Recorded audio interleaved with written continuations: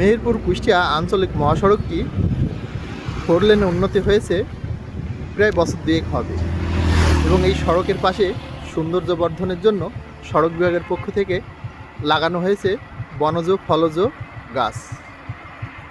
এই গাছগুলো বর্তমানে এমন পরগাছার মধ্যে ঢাকা পড়ে গেছে। এই সড়কের পাশ দিয়ে হাজার হাজার ফলজ বনজ গাছ থাকলেও সেগুলো চোখে মেলে না, কারণ এগুলো এমন পরগাছা এবং সড়কের পাশে থাকা অন্যান্য জঙ্গলে ঢাকা পড়ে গিয়েছে। তবে যে কয়েকটি গাছ মাথা উঁচু করে দাঁড়িয়ে আছে তার সৌন্দর্য ছড়াচ্ছে সড়ক জুড়ে।